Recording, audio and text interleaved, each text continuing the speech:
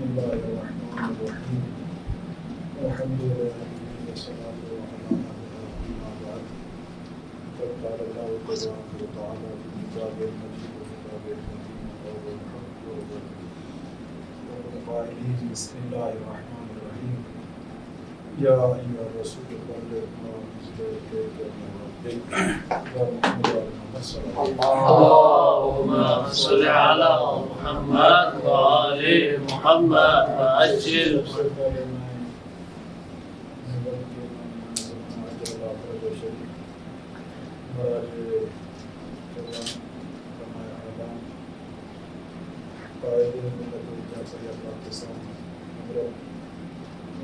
سید ساجد المکری اور ان کے دفتر کے جتنے اراکین خصوصاً اور عزیزان صدر محترم برادران بیٹھے ہوئے سب کو علیہ توحید عرض کرتا ہوں پچھلے غدیر کی مناسبت سے غدیر کے حوالے سے غدیر کا اگر ہدف دیکھا جائے تو میں سمجھتا ہوں یہ کہ تمام انبیاء کی محنت اور زحمت نبی اکرم تک اگر حضرت آدم سے نبی اکرم تک تمام اس محنت اور کاوشوں کو محفوظ کرنا مقصود ہے، اور وہ محفوظ اگر ہو سکتی تھی تو وہ نظام امامت اور ولایت ہے، اس کے علاوہ وہ نظام لہذا نظام ولایت یعنی نظام رسالت اور جو نظام توحید ہے اس کا تحفظ اور اس کو صحیح معنی میں آگے پہنچانا ہے، اور چنانچہ غدیر میں یہ چیز واقع ہوئی۔ اور میں سمجھتا ہوں کہ جس عنوان سے بھی اس واقعے کو آپ لے لیں تو میں سمجھتا ہوں جس طرح غدیر کی جو حدیث مثلا من کنت مولا فہذا علی مولا ایمان کو اگر مد نظر رکھا جائے، جو بعض برادران وہاں سے حدیث کی تعریف وغیرہ کرتے ہیں، صحابہ کی جو تعریف کرتے ہیں کہ صحابی کسی کہتے ہیں جس نے مثلا نبی اکرم کو پایا ہو، ایک ان کا یہ ایمان ہے جس نے نبی اکرم کو دیکھا ہو، جس نے پایا ہو، ان کے وجود بابرکت سے استفادہ یا دیکھا ہو یا بیٹھا ہو کسی ایمان سے۔ اگر اس حوالے سے بھی دیکھا جائے تو میں سمجھتا ہوں کہ شاید جتنے راوی اس حدیث کے ہوں گے کسی اور حدیث کے اتنے راوی نہیں ہوں گے، جتنے صحابی نے اس حدیث کو سنا شاید کسی اور حدیث کو اس عنوان سے نہ سنا ہو۔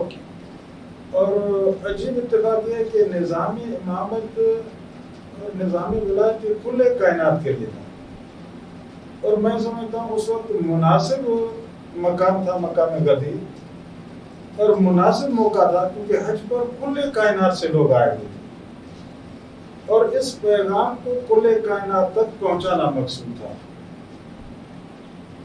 اور میں سمجھتا ہوں جس طرح حضرت آیت اللہ جواد عامری حفظہ اللہ کا جملہ بھی ہے کہ دو یعنی چیزیں ایسی ہیں، دو واقعات ایسے ہیں کہ جس طرح سے ان کو پہنچنا چاہیے تھا، خالق کائنات جس طرح چاہتا تھا اسی طرح پہنچ گئے۔ ان میں سے ایک حدیث غدیر ہے کہ کل کائنات کے لوگ تھے، کل کائنات کے لوگوں نے نبی اکرم سے یہ استفادہ کیا، حدیث کو سنا، پیغام کو سنا، نظام ولایت کا اعلان، اور نبی اکرم نے دکھایا بھی سب کو، اور ایسے انداز میں دکھایا کہ ممکن ہے ابھی بھی جب ہماری گفتگو چل رہی ہے، چاہے اس وقت یہاں جب بعد میں سننے والے سنیں تو بعض مرتبہ متوجہ ہوتے ہیں، بعض مرتبہ متوجہ نہیں ہوتے۔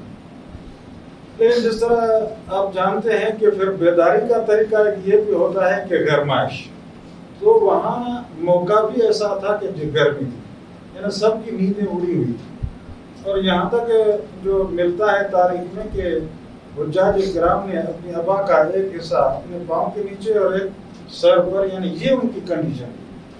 اور جب نبی اکرم نے اعلان فرمایا کہ یہاں رک جائیں تو سارے انتظار میں تھے، جمع ہوئے اگلے پچھلے، تو اس وقت بھی جلدی اعلان نہیں ہوا اپنی جگہ پہ، بلکہ اس میں بعض بینا ہیں بعض نابینا ہیں، تو نابینا جو تھے بیناؤں سے سوال کرتے تھے بتائیے اب کیا ہوا, کہاں تک پروگرام پہنچا. تو سارا یعنی جس طرح ایک رپورٹ ہوتی ہے نا کسی اہم میٹنگ کی, اہم جلسے کی, لمحہ بلمحہ ڈائریکٹ دکھایا جا رہا ہوتا ہے, بالکل یہ کنڈیشن وہاں پر بنی تھی کہ اب کیا ہو رہا ہے, اب کیا ہو رہا ہے.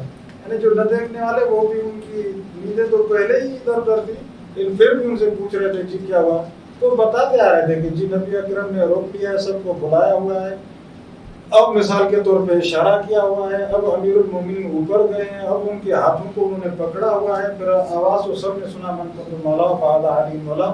تو کہنے کا مقصد یہ کہ یعنی بیداری کا عنوان تھا, بیداری اور بیداری عملی بیداری کی, اور بیدار کر کے اس پیغام کو ان کے ذہن میں محفوظ کیا. اور جب کائنات کے لوگ تھے, یقینی بات ہے ابھی بھی حاجی آتے ہیں تو ہم حال حوال لیتے ہیں جی بتائیے کیا ہوا کیا نہیں ہوا. مثال کے طور پہ فرض کرتے ہم پوچھتے ہیں جی بتائیے اگر مدینے گئے تو قبر جناب زہرا سلام اللہ علیہ کا کیا حال تھا, ایک تو یہ پہلے سے, لیکن اگر نہ ہو بالکل معلوم نہ ہو کہ بتائیے وہاں پہ کیا ہوتا ہے, آپ نے کیا دیکھا, کون سی چیز. جس طرح بھی آپ بزرگان مجھ سے صاحب مجھ سے سوال فرما رہے ہیں کہ ذرا بتائیے, یہی ایمانات جب واپس گئے تو پھر پوچھا گیا کہ جی بتائیے کیا ایمان ہے, تو انہوں نے اعلان غدیر جس طرح سے انہوں نے دیکھا, جس طرح سے انہوں نے سنا, جس طرح پایا, اسی طرح ہی ہر کونے کونے تک پہنچا. تو جو میں آقا کا حوالہ دے رہا تھا کہ ایک یہ غدیر کا ایمان تھا, کوئی نہیں کر سکتا اس وقت جی ہم تک یہ بات نہیں پہنچی ہوئی ہے, اور تواترات بہتر علماء اعلام اسے جانتے ہیں, یعنی ہر شخص تک یہ پیغام پہنچا. اور دوسرا جو پیغام ہر شخص تک پہنچا اس زمانے میں وہ کربلا کا پیغام. اس کی کنڈیشن بھی وہی کنڈیشن تھی, یعنی واقعہ مظلومیت کا واقعہ ہے, یہ خوشی کا واقعہ ہے, یہ مظلومیت کا واقعہ ہے. البتہ دونوں میں کبھی اور غیرہ رکھتے ہیں اپنی جگہ پہ. اگر غدیر کو لوگ نہ بھلاتے تو کربلا وجود میں نہ آتا. آپ نے سنا ہوا ہوگا, بلکہ ممکن ہے کہیں پڑھا ہوا بھی اور بزرگان نے, کیونکہ میں کوئی نئی چیز نہیں دے سکتا ہوں, جو حقائق ہوئی عرض کر رہا ہوں. تو پھر فرماتے ہیں جرات عملی کہ دوسرا یہ کربلا کا ایمان تھا جو ہر شخص تک اور دنیا کے ہر کونے کونے میں پہنچا. اب اس کی کنڈیشن یہ جس طرح آپ پرندوں کا سنتے ہیں مثال کے طور پہ, ان میں لت پت, پھر وہاں ان کا جانا مثال کے طور پہ, اس وقت یہ آندھیوں کا آنا مثال کے طور پہ, پھر پتھروں کا اٹھانا مثال کے طور پہ, یعنی ہر چیز کا خون میں چینج ہو جانا, آسمان کا چینج ہو جانا. تو فقط یعنی اس کربلا کے ساتھ یہ چیز مخصوص نہیں تھی, بلکہ اس وقت کلن کنڈیشن ایسی بن گئی تھی. آپ دیکھ لیجیے جناب ام سلمہ والے واقعے وغیرہ بھی, مثلاً واقعہ یہاں پر ہوا ہے لیکن گریا وہاں پر شروع ہو گیا. شیشی میں جو مٹی دی تھی اس نے خون کا ایمان اپنا لیا اور وہاں پر مثلاً ماتم شروع کی تھی. یہ تو اس طرح سے یہ دو اہم پیغامات, برحال یہ اہم پیغامات لوگوں تک پہنچ گئے اپنی جگہ پہ, اور بہرحال محفوظ کرنے والوں نے ان کو محفوظ کیا. اور الحمدللہ آپ جیسے بزرگان ابھی بھی اپنے سنوں میں ضمیروں میں اس کو محفوظ کیا ہوا ہے اور دوسروں تک پہنچانے کی کاوش میں لگے ہوئے ہیں. تو میں سمجھتا ہوں ہماری بھی ذمہ داری بنتی ہے, جس طرح سے ابھی آپ بزرگان کر رہے ہیں, کہ اس چیز کو بہرحال محفوظ کیا جائے اور آگے نسلوں تک پہنچایا جائے. لیکن بہرحال جس طرح سے پہنچانا چاہیے پھر بھی یعنی کرنی ہے. ابھی جس طرح سے آپ نے سنا بھی ہوگا, بہرحال اگر غدیر کا موقع آ جاتا ہے تو ہر شیعہ کو جس لائن میں بھی ہو, جس فیلڈ میں بھی ہو, اس کو چاہیے کہ غدیر کو سنا. جیسے دکان والا ہے تو کم از کم وہاں پہ تخفیف ہے. کوئی چائے پلا سکتا ہے, جی غدیر کی وجہ سے میں چائے لے آیا. پانی پلا سکتا ہے, جی آج غدیر کی خوشی ہے, میں اس خوشی میں جس طرح آپ دیکھتے ہیں مثلا عراق میں جس کے پاس جو چیز ہوتی ہے, جس قدر ہوتی ہے, وہ یہ نہیں کہ تھوڑی ہے تو نہیں, ہر حساب سے وہ پیش کرتے ہیں. تو میں سمجھتا ہوں ہمارا فریضہ بھی اسی طرح سے بنتا ہے. بہرحال ہم علمی لوگ ہیں, علمی لائن ہے, تو ہمارا فریضہ یہ کہ حدیث پر مزید جو ہے دقت کی جائے, صحیح معنی میں ان کو آگے پہنچایا جائے. دین نبی اکرم کی نشر آپ جانتے ہیں کہ اس وقت یعنی کتنے مذاہب جو 72 ہیں اسے تو انکار میں نہیں کر سکتا ہوں, لیکن اگر جائیں تو پتہ نہیں کہاں سے کہاں تک ایک نظام اور پیغام اور یہ عجیب و غریب مذاہب بنے ہوئے ہیں, لوگوں نے نظریات بنائے ہوئے. تو بہرحال ان میں اگر کوئی صحیح ہے اور الہی ہے اور وحی کے مطابق ہے تو وہ نظام امامت ہے جو ہمارے پاس ہے. اور اسی ہی نظامت کی ایک کڑی امام زمان اجل اللہ تعالیٰ شریف کے صورت میں غائب رہ کے بھی ہماری مدد فرما رہے ہیں. اور میں سمجھتا ہوں کہ یہ حقیقت ہے سے ہم انکار نہیں کر سکتے. دنیا تو چاہتی ہے, دشمن چاہتا ہے کہ ہمیں اصلاً نصف و نابود کریں. بقول کسی بزرگوار کے کسی درس میں ہم بیٹھے ہوئے تھے, وہ فرما رہے تھے یزید ملعون اپنے حساب سے جو کچھ کر سکتا تھا اس نے کیا. یعنی اس نے اپنے حساب سے اس وقت کی کل تشیع کو ختم کر دیا. اس وقت کے حساب سے کل تشیع کو اپنے ذہن کے حساب سے اس نے ختم کر دیا تھا, اور واقعاً ختم کر دیا. جنازے ہی جنازے تھے. فرماتے ہیں کہ اگر دو بندوں کو چھوڑا, ایک امام سجاد علیہ السلام اور ایک امام باقر علیہ السلام, تو اپنے یعنی منحوس نتائج جو لینا چاہ رہا تھا وہ سمجھ رہا تھا کہ یہ بیمار ہے, کچھ نہیں کر پائے گا, بلکہ جب بازار میں اور آگے جائے گا تو یہ اسی دنیا دینا ملا ہو جائے گا, مجھے کچھ کرنے کی ضرورت نہیں ہے. جب یہ چلے جائیں گے تو امام باقر علیہ السلام چھوٹے ہیں, صغیر ہیں, اس سے کچھ ہو نہیں پائے گا. یعنی وہ اپنے حساب سے ان کا تھا. لیکن آپ جانتے ہیں عزیزان من کہ بہرحال جیسے خدا چاہے تو پھر کوئی اسے ختم نہیں کر سکتا. خدا کی بنا اسی پر تھی کہ امامت نظام امامت ہے, اور نتیجتاً امام سجاد علیہ السلام یعنی دو بندے اس وقت آپ کر سکتے ہیں مرنے کے حساب سے. دو فرد فقط و فقط بچ گئے, اور انہی کے وجود کی برکت امام سجاد اور امام باقر علیہ السلام.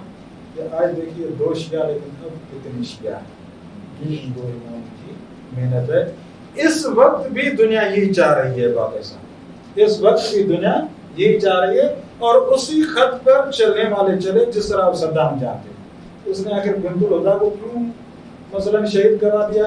وہ اپنی جو ہے ذہنی مثلا آزمائش اور متقابل جو کر رہا تھا کہ جی یزید کی یہ غلطی تھی کہ جناب زینب الکبریٰ کو انہوں نے چھوڑ دیا, لہذا یہ اس سے آگے قدم اٹھا رہا تھا کہ ان کو ختم کر کے پھر ان کو مار مٹا کے, اور آہستہ آہستہ مٹاتا ہوا آ رہا تھا, مارتا ہوا آ رہا تھا, شہید کرتا ہوا آ رہا تھا. سید الخوئی تک بھی وہ پہنچ گیا تھا. آپ جانتے ہیں زہر کا عنوان ہے جو سنایا جاتا ہے, انجیکشن زہر کی تھی جو تدریجاً مثال کے طور پہ اثر کرتی تھی. آئے غربی کا آپ کے ذہن میں ہے, سماعت شیخ کے حملے آپ کے ذہن میں ہوں گے جو اس وقت ہوئے, باقاعدہ زخمی ہوئے اپنی جگہ پہ. بہرحال اگر ہو رہا تھا تو اس کا عنوان یہی تھا کہ بالکل ان کو صفحہ ہستی سے مٹا دو. تو یہی ان کا بہرحال اس وقت بھی عنوان یہی. لیکن بہرحال جس طرح وہاں پہ امام زین العابدین علیہ السلام کی محنت اور زحمت تھی, میں سمجھتا ہوں اس وقت بھی امام زمان اجل اللہ فرج شریف کی محنت اور زحمت درست ہے, غائب میں ہے, لیکن اپنے فریضے سے مثال کے طور پہ ادھر ادھر ایسا مسئلہ نہیں ہے. اپنے فریضے کو انجام دے رہے ہیں. ان کے وجود کی برکت سے بہرحال شیعت ہے, اور انشاءاللہ الرحمن قیامت تک شیعت چلے گی. اور یہ شیعت میں سمجھتا ہوں تسلسل غدیر کا کوئی اور عنوان نہیں بنتا.